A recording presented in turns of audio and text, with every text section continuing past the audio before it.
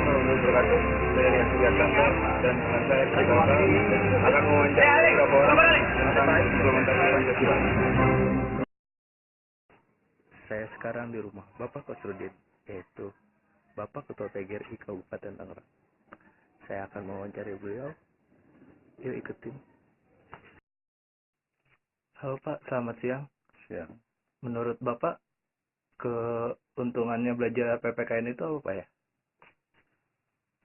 Keuntungannya belajar PPKN baik di tingkat SD, SMP, SMA, SMK itu tidak terlepas dari penanaman,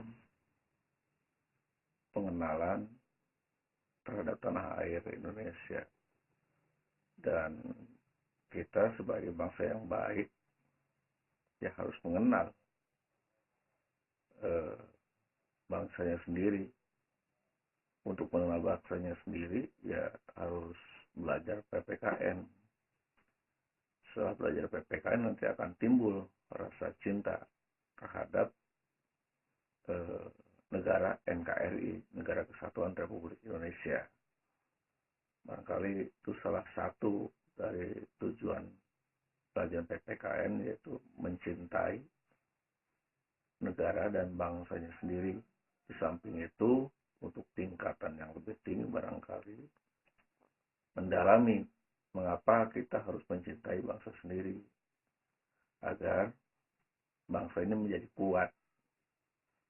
Bangsa ini karena bangsa yang besar, penduduknya lebih dari 200 juta, kemudian heterogen, berbagai suku, berbagai agama, berbagai adat istiadat, bahkan terdiri dari ribuan pulau. Dan ini bukan pekerjaan mudah untuk menjadi sebuah bangsa yang kuat. Salah satu tali penguncinya adalah adanya rasa kesatuan dan persatuan. Adanya rasa kesatuan dan persatuan itu ditanamkan melalui pendidikan PPKN.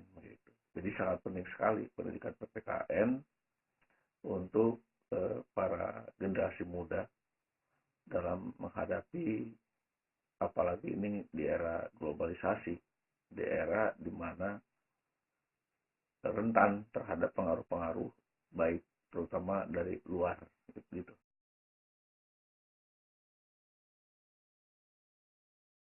Implementasi Pancasila untuk kehidupan sehari-hari itu sangat penting. Yang walaupun mungkin kalau boleh menengok ke belakang tentang sejarah, itu dulu ada istilah butir-butir Pancasila yang ditanamkan oleh mantan Presiden kedua Republik Indonesia, Pak Presiden Soeharto pada saat itu, yang walaupun mungkin sedikit ada salah kaprah dalam penerapannya, tetapi itu sangat baik. Sementara ini memang implementasinya belum sampai pada sesuatu hal yang diharapkan. Ya, contoh saja implementasi Pancasila, taruhlah sila yang pertama, ketuhanan yang Maha Esa. Dalam ketuhanan yang Maha Esa, ya kita berarti harus bertuhan. Yakin bahwa bangsa Indonesia itu bertuhan. Percaya terhadap Tuhan. Cuma percaya terhadap Tuhan itu kan tidak sebatas mempercayai, tetapi mengimplementasikannya dalam kehidupan sehari-hari. Di antaranya melakukan ibadah. Nah, ini sebagai contoh saja. Masih banyak bangsa ini di KTP-nya beragama Islam, Kristen, Hindu, Buddha, tetapi tidak melaksanakan ritual ibadah tersebut.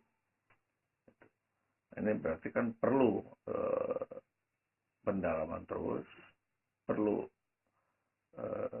adanya sosial diimplementasikan oleh para tokoh-tokoh agama, tokoh-tokoh masyarakat, negarawan, agar Pancasila itu lebih tajam lagi. Walaupun kita sisi yang lain juga agak prihatin, mungkin sering ditayangkan di media televisi, ada banyak para pelajar, bisa jadi tokoh masyarakat, negarawan, yang belum hafal tentang Pancasila, yang 5 sila itu. Tetapi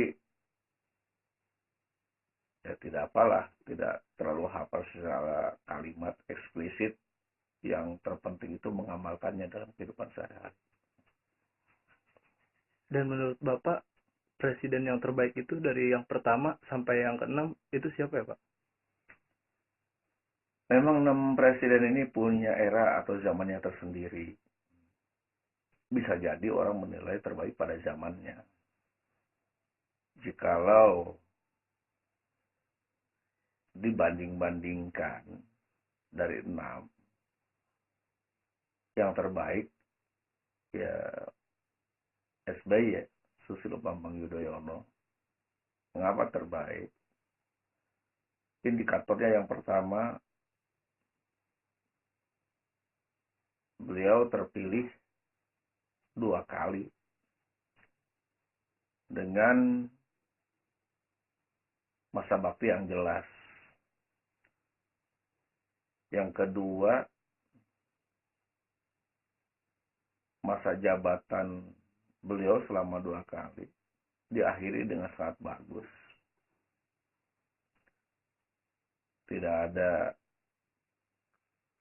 pengalihan kekuasaan, tidak ada rasa yang kurang terhormat antara presiden yang lengser dengan yang baru.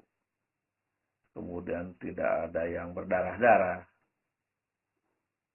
Kemudian juga di masa jabatan beliau itu baik pertahanan, keamanan, ekonomi, sosial budaya dan sebagainya lebih tertata dengan rapi. Kemudian hak-hak dasar, yaitu hak demokrasi, itu sangat dikedepankan, sangat ditonjolkan. Walaupun barangkali masih ada kekurangan di sana sini, tetapi kalau dibandingkan, disesuaikan dengan eranya, ya SBY ini yang terbaik di antara 6 presiden yang sudah memimpin bangsa ini. Barangkali itu. Oh iya Pak, makasih ya Pak tentang wawancaranya. Maaf udah ganggu waktunya, waktu istirahatnya. Makasih Pak. Terima kasih. Ini saya akan mewawancarai mahasiswa Semik Raharja, tepatnya di Kota Tangerang. Saya akan mewawancarai tentang Pancasila dan kewarganegaraan. Halo, selamat malam. Malam. Saya di sini mau menanyakan sedikit tentang Pancasila. Menurut Anda, Pancasila sudah diimplementasikan belum sih di kehidupan sehari-hari? Menurut saya, dalam sudut pandang saya itu, Pancasila belum bisa diimplementasikan dikarenakan masih banyak warga negara yang belum mengetahui dan belum paham betul butir-butir dari Pancasila tersebut. Menurut Anda, manfaat dari PKN itu apa sih?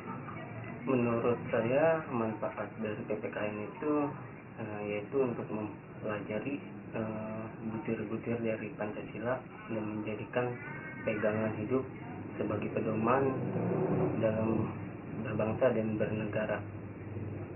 Oh iya. Menurut Anda, presiden terbaik dari yang pertama sampai yang keenam, siapa yang terbaik? Saya rasa semuanya baik ya, tapi saya lebih suka dengan kepemimpinan dan kepresidenan Bapak Insinyur Soekarno. Dikarenakan beliau memang satu-satunya presiden pertama yang mempunyai kinerja yang sangat baik dan sangat bisa dilihat dengan sejarah-sejarahnya dan bukti-buktinya selama ini. Oh iya, kalau boleh.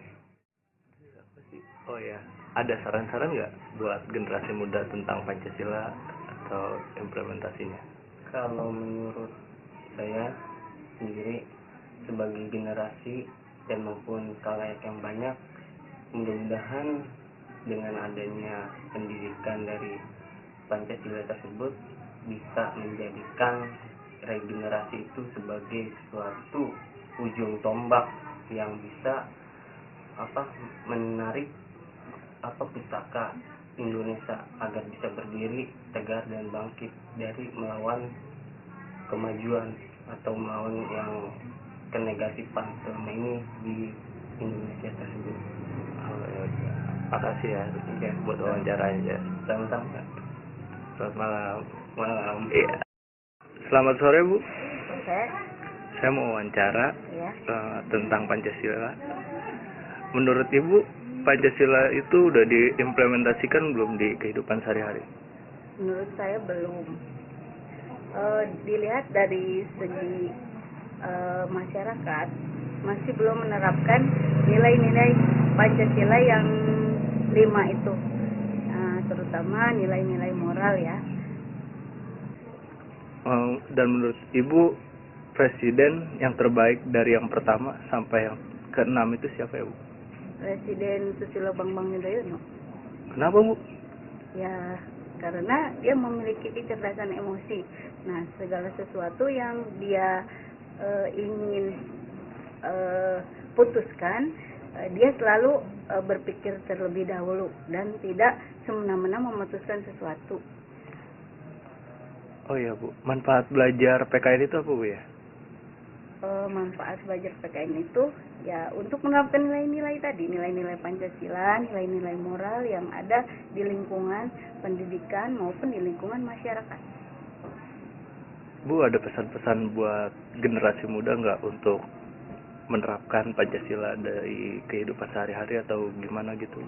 Ya, pesannya menurut saya ya untuk generasi muda, tolonglah untuk bersikap lebih baik lagi dan untuk mempunyai etika dan attitude yang baik dalam kehidupan sehari-hari maupun di lingkungan sekolah, di lingkungan masyarakat.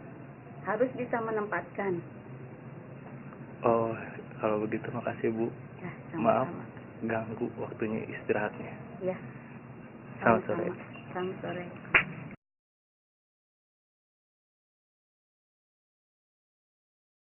Kalau menurut saya ya, sebagai orang awam, menurut saya dari belajar PKN itu dapat menumbuhkan rasa cinta kita terhadap tanah air, tumpah darah kita. Pokoknya ya gitulah.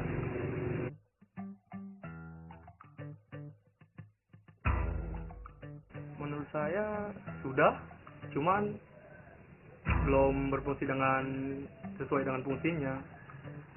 Dari sila pertama kan sudah pasti manusia punya ketuhanan, cuman belum berfungsi. Sila kedua juga begitu, dan seterusnya.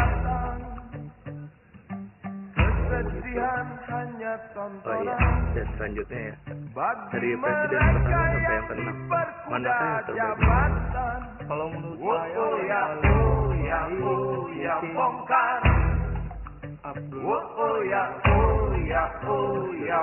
karena kalau dibilang Soekarno, saya belum merasakan zaman Soekarno.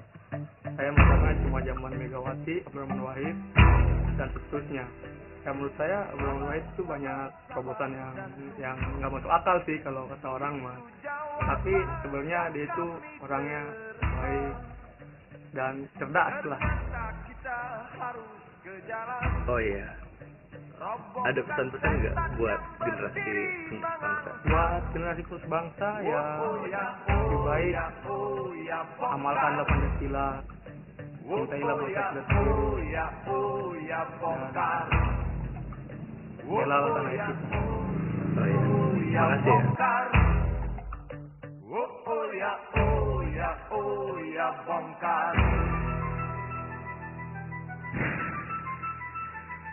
Penindakan serta kesewenang-wenangan